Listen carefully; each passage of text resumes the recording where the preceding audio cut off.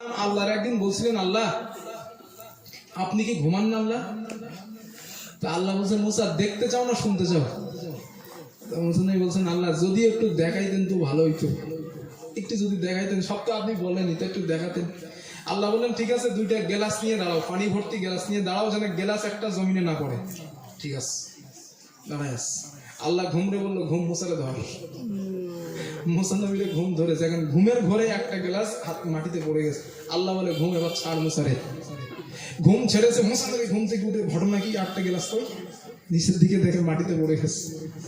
আল্লাহ বলে, মুসা গ্লাস আর একটা কই? আল্লাহ তো মাটিতে পড়ে গেছে। কখন বললো? আল্লাহ ঘুম আসছিল, ঘুমের ঘরে পড়ে গেছে, জানি না।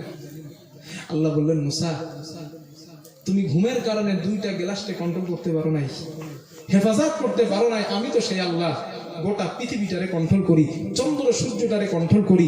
ওমা মিন দাব্বাতিন ফিল আরদি ইল্লা আলাল্লাহি রিজকুহা। গোটা পৃথিবীর সমস্ত প্রাণীকে আমি আল্লাহ রিজিক দেই। ও মুসা, আটলান্টিক মহাসমুদ্রের নিচে সিমেন্টেড হয়ে থাকা ছোট্ট পোকাটাও ক্ষুধার যন্ত্রণায় চিৎকার মারলে আমি রব তার ক্ষুধার যন্ত্রণার আওয়াজটা শুনি। এখন আমি রব যদি ঘুমিয়ে যাই, ওদের আওয়াজ কে শুনবে? ও মুসা, আমি রব তো ঘুমাই না। লা তাখুযুহু সিনাতুন ওয়ালা নাউম। আরে ঘুম আসা তো দূরের কথা, তন্দারাটাও আমি মালিকের আসে না। সুবহানাল্লাহ। সিনা তো এই এখানে একটা সিনা বলে একটা শব্দ আছে।